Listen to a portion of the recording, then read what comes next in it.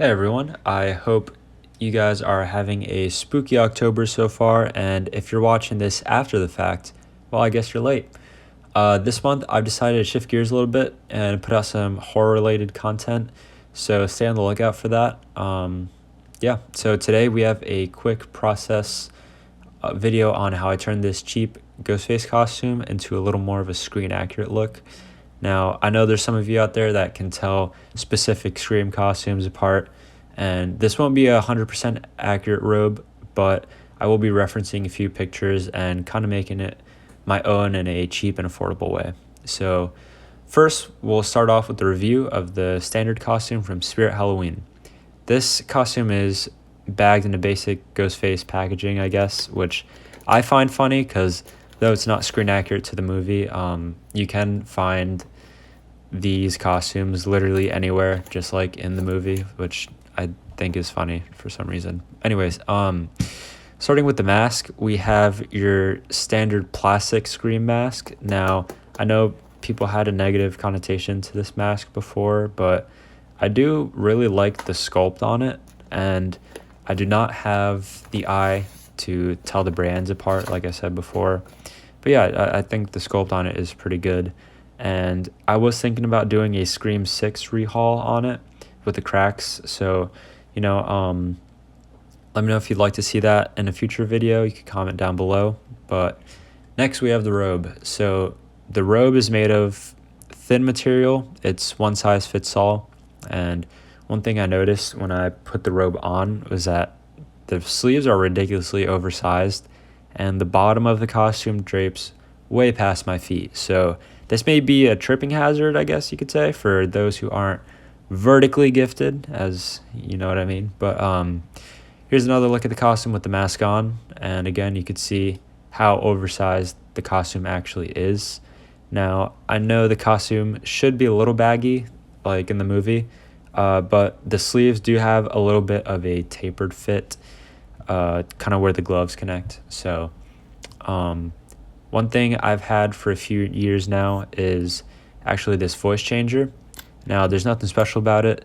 It turns on and off with this little switch on the side. You just kind of scroll down to turn it on, and it is powered by one of those big fat Energizer batteries. And then there's buttons on the side to switch the voices around, but obviously no one's going to sound like Roger Jackson. He has a pretty significant voice, if that makes sense. I'm confident with my voice impressions with this, but obviously that guy's got his own voice, and I have seen people actually program these to be like a soundboard, which is pretty cool too. But yeah, up next we have the customization for the robe. Now, this part is pretty time consuming. With my tiny ass scissors I got, it took a while. Now you could see that these tassels are pointed in a triangular fashion, but it was all good. My tiny scissors were able to get it done. So the look I'm going for is the straight rectangular tassels on the bottom as opposed to the triangular look. I think this helps shorten the robe, and also just gives it a different look like you've seen in the movies before. Now, first I cut a straight line across the top of the rectangular portion, whatever you want to call that. Then I cut narrow rectangular slits going up vertically, just to separate the tassels. So first I cut them too short, I realized. So I did actually go back to make them longer, and I did find a way to reduce the size on the sleeves. So I figured I'd just kind of sew it, and I did find these cheap black gloves from Spirit Halloween, like $5 or $6. You can find them on Amazon too. I'll leave links in the description if you guys want to look for that yourself. But they aren't too long, but they do fit like a glove. Next, we have the mask, or should I say the masks. Now, I have this really old mask that I bought from eBay when I was a kid, and it got really dirty and pancaked from sitting in my attic for so long. So I was able to use a hot, damp towel to get any dirty spots off. Some of the really tough spots came off with a little bit of acetone. Now, I also bought a few scary movie masks, and the acetone was a good help to get the smeared paint off the mouth.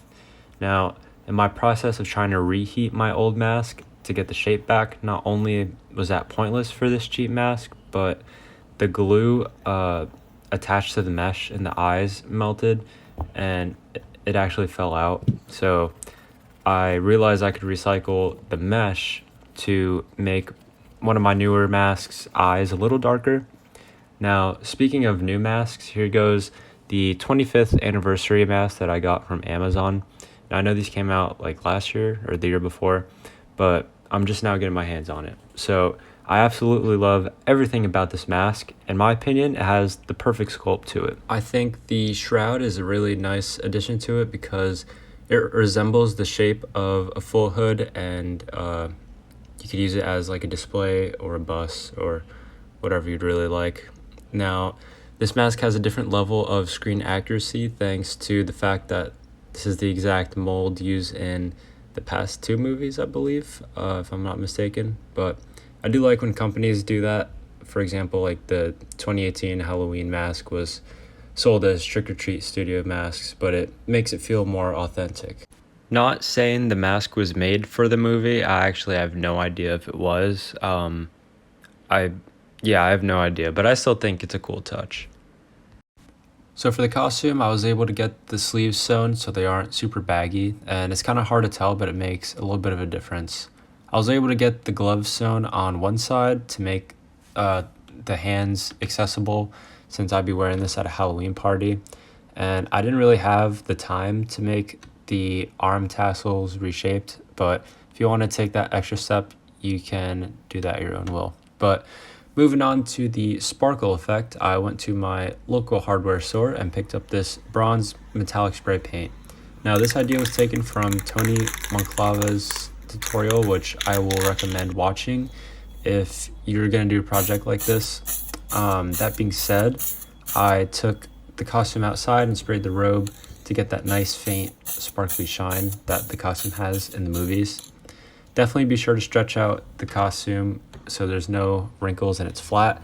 I have no idea why I didn't think of it in the moment, but it did leave a few gaps in the sparkle, and you could make a difference when I fold one side over, and it adds a nice little shine to it.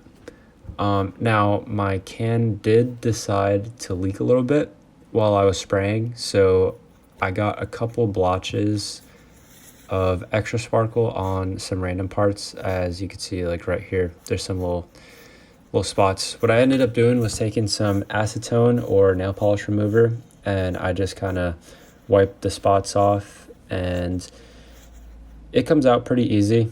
And then all I did was just touch it up. Did a couple touch-ups, and yeah, that was about it.